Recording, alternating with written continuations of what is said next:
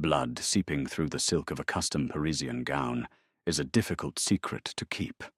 Underneath the sparkling chandeliers of London's highest society, a young woman fought a silent war against her own failing body. Her dramatic collapse wasn't a sign of weakness. It was her only escape. Diaries recovered from the dusty archives of the Montgomery estate in the late 19th century reveal a society obsessed with perfection, yet utterly blind to the rot beneath its polished surface. The year was 1889, and the London season was in full ruthless swing. Among the glittering elite was Cecilia Harrington, the only daughter of William Harrington, the financially ruined Earl of Dartmouth. To the outside world, Cecilia was the picture of aristocratic triumph. Her recent marriage to Henry Fitzroy, the fiercely wealthy Baron of Ashbourne, had been the most celebrated union of the spring. Society pages, including the private letters of Lady Margaret Kensington, painted their match as a modern fairy tale. In reality, it was a beautifully orchestrated hostage situation. Henry Fitzroy possessed a charm that disarmed dukes and commoners alike, but behind the heavy mahogany doors of their Mayfair townhouse, his charm dissolved into a terrifying possessive rage. He viewed Cecilia not as a partner, but as an acquisition, a beautiful, breathing porcelain doll meant to elevate his social standing. Any perceived slight, any lingering glance from another gentleman, or even a moment of independence from Cecilia, was met with swift, calculated violence. He was careful, of course. A man of his station knew better than to mark his wife's face. Instead, his cruelty was inflicted where the heavy velvet and silk of Victorian fashion would hide the evidence. The week of the highly anticipated autumn gala, hosted by Arthur Montgomery, the Duke of Rothesay, the tension in the Fitzroy household reached a breaking point. Historical accounts from Cecilia's personal maid, a loyal woman named Martha Higgins, detailed the harrowing hours before the carriage arrived. It began over a seemingly trivial matter. Cecilia had received a letter from her ailing father. Desperate to visit him, she had asked Henry for a carriage to the country. Henry, consumed by his own need for control and deeply jealous of any affection Cecilia harbored for anyone else, refused. When Cecilia dared to argue, her voice rising in a rare moment of defiance, Henry's eyes darkened. "You belong to me, Cecilia," he whispered, his voice dangerously calm according to Martha's later testimonies. "You are my property, bought and paid for with my father's coal money. Do not test my generosity." When she stood her ground, tears of frustration brimming in her eyes, Henry struck. He did not slap her. He shoved her with the full force of his broad frame. Cecilia stumbled backward, her high-heeled boots catching on the edge of the Persian rug. She crashed violently into the edge of a solid oak dressing table. The sickening crack of her rib echoing in the silent room was a sound Martha would later swear haunted her nightmares. Cecilia slumped to the floor, gasping for breath, clutching her side as white, hot agony radiating through her torso. Henry merely straightened, his cuffs looked down at her writhing form, and issued a chilling command. "Have Martha bind your waist tighter tonight. The Duke of Rothesay's ball is the most important event of the season, and you will not embarrass me by looking like a slumped beggar." For the next 2 hours the bedroom became a torture chamber. Martha wept silently as she helped her mistress. Cecilia's left side was already blooming into a horrific tapestry of deep purple and angry black. Every breath was a battle. Every movement felt as though a jagged knife was turning in her chest. The fashion of the era demanded a strict, steel-boned corset. As Martha pulled the laces binding the garment directly over Cecilia's fractured ribs, Cecilia bit down on a folded handkerchief until she tasted copper, determined not to scream, and give her husband the satisfaction of hearing her break. She was dressed in a breathtaking gown of midnight blue silk embroidered with silver thread. Pale powder was dusted over her collarbones to hide the slight discolorations creeping up from her bodice. Rouge was applied to her cheeks to mask her deathly pallor. She looked ethereal, tragic, and utterly beautiful. When Henry returned to the dressing room, he offered his arm with a chilling smile. "You look perfect, my dear. See that you remain so." Cecilia took his arm, her legs trembling, her breathing shallow and restricted. She stepped out into the damp, foggy London night, stepping toward a ballroom that she was certain would become her tomb. Rothsay Manor was ablaze with light. Arthur Montgomery, the Duke of Rothsay, was a man who commanded absolute respect. Unlike the idle lords of his time, Arthur had spent his youth in the military stationed in India before an unexpected family tragedy forced him to take up the dukedom. He was known as a stoic, observant man, possessing a sharp intellect and an unwavering sense of justice. He stood on the grand staircase, greeting his guests with polite detachment, his piercing grey eyes missing nothing.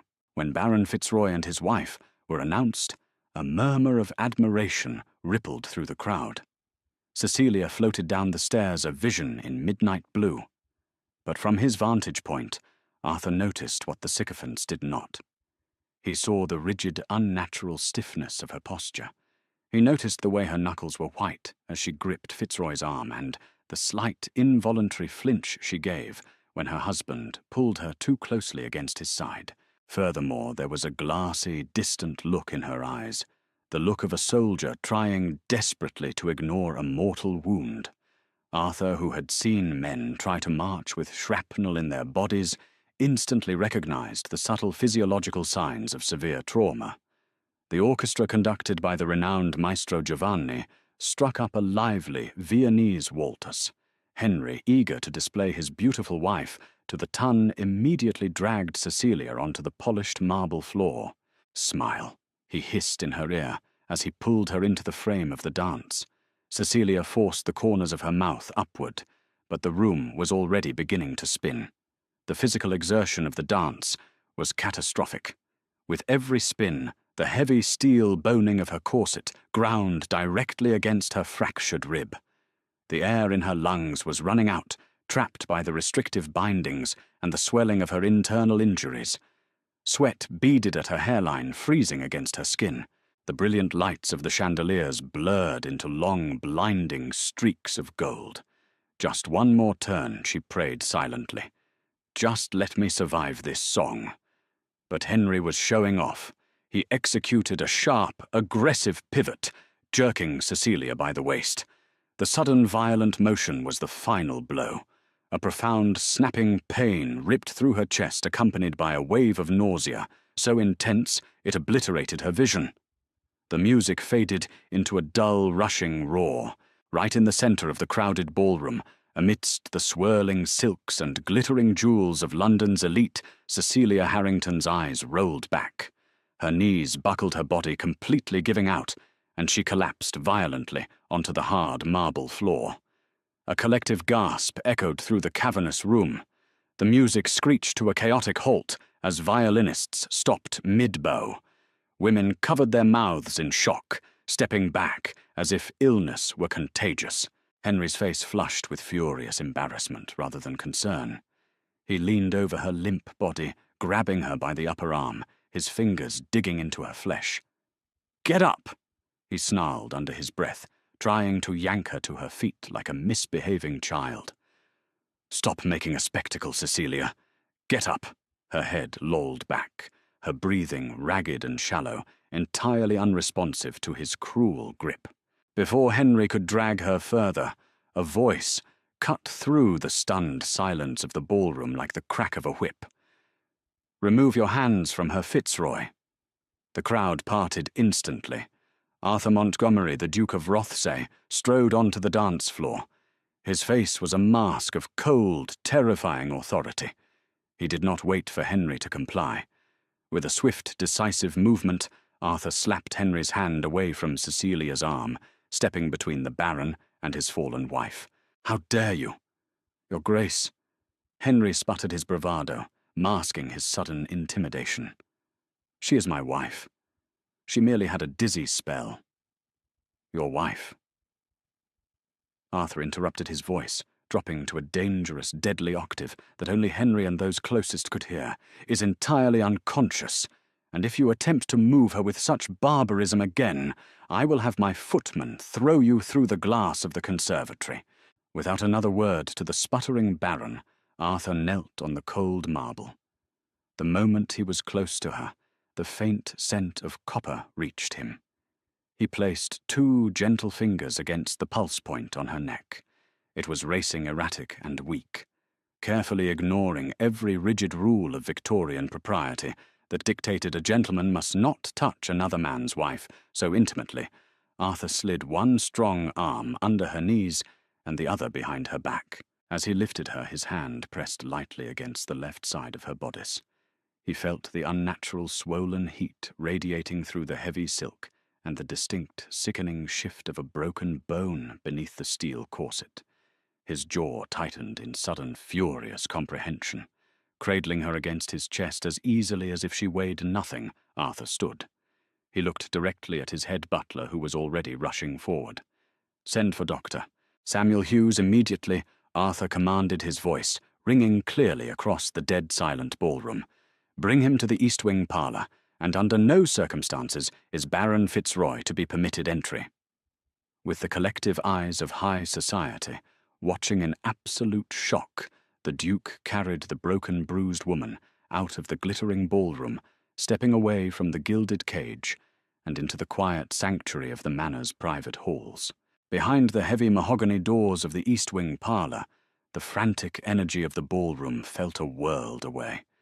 The air here was thick with the scent of beeswax and the faint, comforting aroma of a roaring cedar fire. Arthur Montgomery gently laid Cecilia down upon a velvet settee. She was barely conscious, her breath hitching in terrifying shallow gasps. Her maid, Martha Higgins, had followed them through the corridors, weeping silently into her apron, terrified of what the Baron would do to them both once this scandalous night concluded. "Martha," Arthur said, his voice surprisingly gentle as he stepped back to give the women space. "You must help her breathe. Whatever bindings she is wearing, they must be removed immediately." Within moments, Doctor. Samuel Hughes, a pragmatic man who had served as the Montgomery family physician for 3 decades, burst into the room carrying his leather satchel. He took one look at Cecilia's bluish lips and the rigid line of her torso, and didn't bother with the pleasantries of Victorian etiquette. "My scissors, Martha," Dr. Hughes commanded, as the sharp blades sliced through the thick, silver-embroidered silk and the relentless, steel-boned corset beneath it. A horrifying portrait of domestic terror was revealed. When the heavy undergarments were finally pulled away, Martha let out a stifled, agonizing sob. Arthur, who had turned his back to preserve Cecilia's modesty, heard the doctor draw a sharp, hissing breath. "Your Grace," Dr. Hughes murmured, his voice trembling with an anger rarely seen in the stoic physician. "You may wish to turn around. As a magistrate, you need to witness this." Arthur turned. The sight of Cecilia Harrington's battered body would be seared into his memory until his dying day. Across her delicate ribcage bloomed a massive, sprawling contusion of violent indigo and sickly yellow. At the center of the bruising on her left side, the skin was distended, indicating a severe and fresh fracture. Older fading bruises, fingerprints on her upper arms, a faint yellowish shadow along her collarbone told a silent, damning story of prolonged, systematic abuse. A fractured rib. Dr. Hughes deduced, gently palpating the area, as Cecilia whimpered in her delirium. The corset was acting as a splint, but the physical exertion of the dance caused the bone to shift dangerously close to her lung. Had she remained in that garment for another hour, or suffered another physical blow, the bone would have punctured the pleura. She would have drowned in her own blood. Arthur's jaw locked. His hands, clasped behind his back, tightened into fists, so rigid his knuckles turned bone-white. The Duke of Rothesay had seen the horrors of war in India. He had seen men torn apart by artillery, but this This calculated intimate cruelty inflicted upon a defenseless woman behind the veneer of high society ignited a cold, absolute fury within his soul. Meanwhile, chaos reigned in the grand foyer of Rothsay Manor. Henry Fitzroy, practically foaming at the mouth with humiliated rage, was attempting to breach the private corridors. He was blocked by Winston Arthur's imposing head butler and 4 broad-shouldered footmen who stood like a wall of living granite. "Unhand me, you insolent servants!" Henry bellowed, spittle flying from his lips. "That is my wife. I demand you bring her to my carriage this instant. The law gives me absolute dominion over her person, and no duke, regardless of his standing, can interfere with a man's property." He was tragically correct in his legal assessment. In 1889, despite recent minor reforms, a husband still maintained terrifyingly broad legal rights over his wife. She was in the eyes of the courts an extension of him. The heavy oak doors of the corridor swung open. Arthur stepped out his presence, immediately dropping the temperature in the foyer. The surrounding guests, including the notorious gossip lady Margaret Kensington, hushed instantly, leaning in to witness the clash of titans. "Baron Fitzroy," Arthur said, his voice dropping into the cavernous silence of the hall. "Your wife has suffered a catastrophic medical emergency. Dr. Hughes has deemed her entirely unfit for travel." "I have my own physicians," Henry sneered, taking a threatening step forward. "I will not have my wife sequestered in the home of a bachelor. It is a profound insult to my honor. Bring her out, Montgomery, or I will return with the authorities and have you charged with abduction." Arthur descended the 3 steps into the foyer, moving with the terrifying predatory grace of a seasoned soldier. He stopped mere inches from Henry. He leaned in, ensuring his words were meant only for the Baron's ears, though the venom in his tone made the entire room shiver. "If you bring the authorities, Fitzroy," Arthur whispered, "I will ensure Dr. Hughes presents his meticulous documentation of your wife's injuries to the magistrate." "But that is merely the beginning." Henry scoffed, though a bead of sweat materialized at his temple. "A woman's clumsy fall down the stairs. It proves nothing." "Perhaps," Arthur replied softly, "but the ledger of Josiah Pendleton proves quite a bit." Henry's face drained of all color, transforming into a mask of pure, unadulterated terror. "Yes," Arthur continued, his eyes locking onto Henry's panicked gaze. "I am fully aware of the £50,000 you embezzled from the Dalton estate to cover your abhorrent losses at the illicit gambling dens in Soho. I know about the forged land deeds. I purchased those promissory notes from Pendleton yesterday morning, simply because I wished to expand my holdings. I had no idea they would become such useful leverage so quickly." Arthur stepped back, adjusting his cuffs with terrifying nonchalance. "You are utterly ruined, Henry. If you attempt to force your wife from this house, I will hand those notes to Scotland Yard tomorrow at dawn. You will face a minimum of 20 years in Newgate Prison, assuming you survive the debtors' courts. However, if you leave this estate tonight, quietly and alone, and return to your townhouse without a word, I will grant you exactly 3 days to pack your belongings and flee to the continent."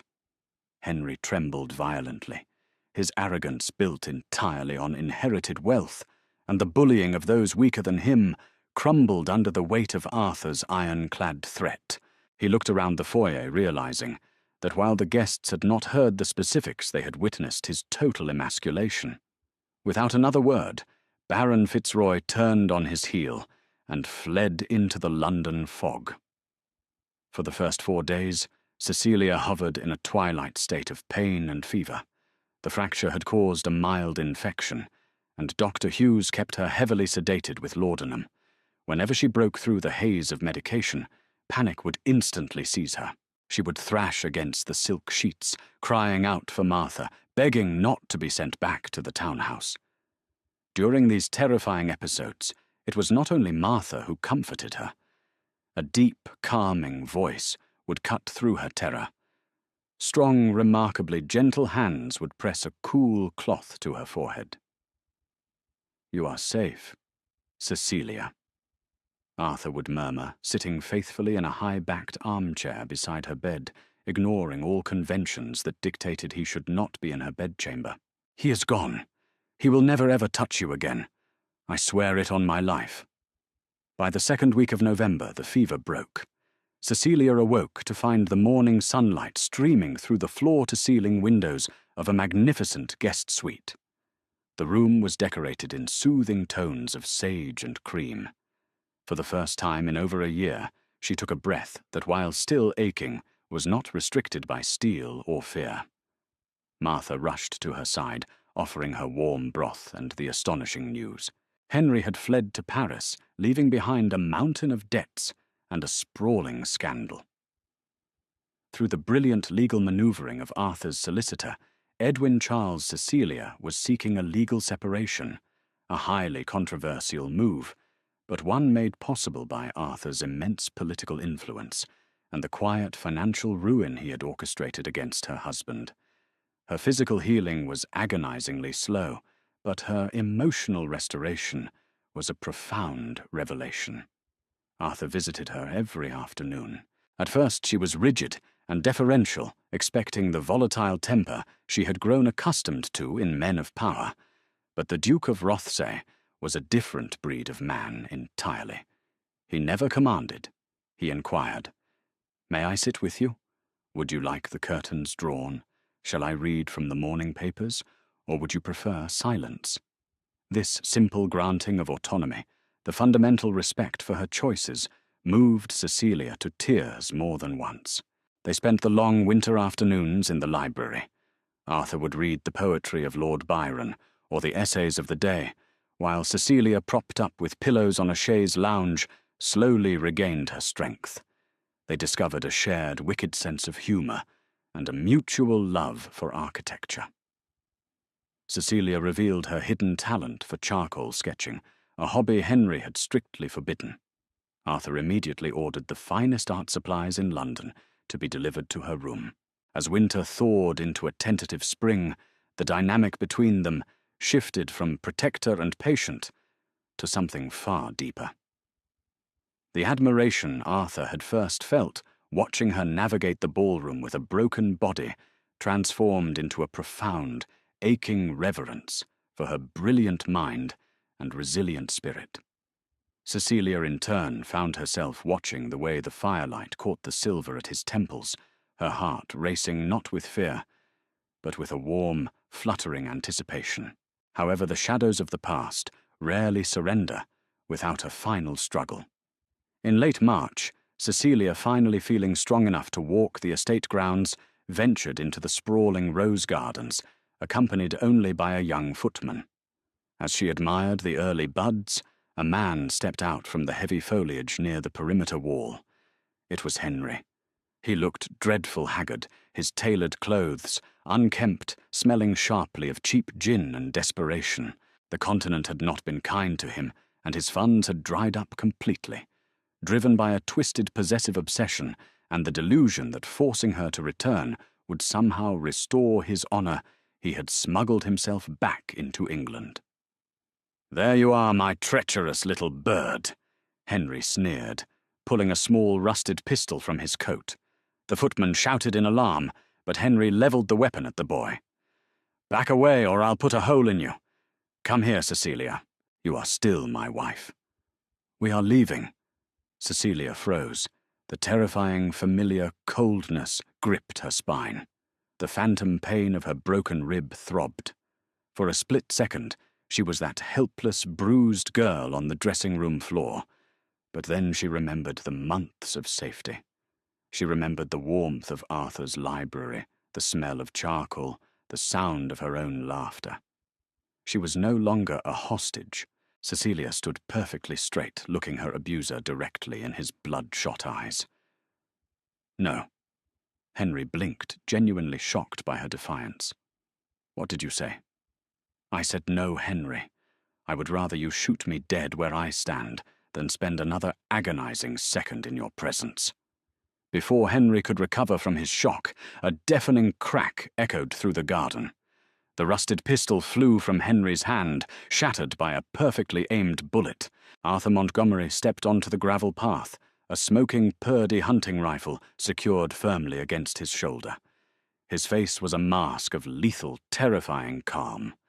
Behind him marched 4 armed estate guards, and much to Henry's horror, Inspector Gideon Cobb of Scotland Yard. Arthur had known Henry's ego would not allow him to remain in exile forever. He had had the ports watched for weeks. "I warned you, Fitzroy," Arthur said, lowering the rifle smoothly. "Inspector Cobb, arrest this man for attempted kidnapping, armed trespass, and the outstanding warrants regarding the Dalton embezzlement." Henry was dragged away, kicking and screaming obscenities, his legacy permanently reduced to the ravings of a pathetic, ruined criminal in the mud. Arthur immediately dropped the rifle and crossed the garden in rapid, ground-eating strides. He stopped in front of Cecilia, his normally composed facade cracking to reveal raw, frantic concern. He reached out his hands, hovering, afraid to touch her without permission. "Did he harm you? Cecilia, are you injured?" Cecilia looked up at the fierce, magnificent man who had completely altered the trajectory of her life. She reached out, taking his large, calloused hands in her own, and placed them gently against her waist, exactly where he had touched her that terrible night in the ballroom. But this time, there was no broken bone beneath the fabric. There was only strength, warmth, and the steady, powerful beating of her restored heart. "I am perfectly whole, Arthur," she whispered, her eyes shining with unshed tears. "Thanks to you." Arthur let out a shuddering breath, the tension leaving his broad shoulders. He pulled her into his arms, burying his face in the fragrant silk of her hair, holding her as if she were the most precious, delicate treasure in the empire, not to possess her, but to protect her. 6 months later, the courts finalized the unprecedented separation, effectively dissolving the Fitzroy union. By the time the next autumn gala arrived, the high society pages of London were abuzz with a new, much quieter, but infinitely more powerful union. Cecilia Montgomery, the new Duchess of Rothesay, stood at the top of the grand staircase of the manor. She wore no corsets that restricted her breath, and her radiant smile was entirely genuine. When her husband offered his arm, she took it not out of duty, but out of a profound, unshakable love stepping out of the shadows of her past and into a brilliant, brilliantly lit future. If Cecilia's incredible journey from a gilded cage to finding true, fiercely protective love captivated your heart, please hit that like button and share this story with your fellow history and romance lovers. Don't forget to subscribe to our channel and ring the notification bell so you never miss another dramatic tale from the hidden diaries of the past. Leave a comment below, telling us what you thought of the Duke's heroic rescue. See you in the next video.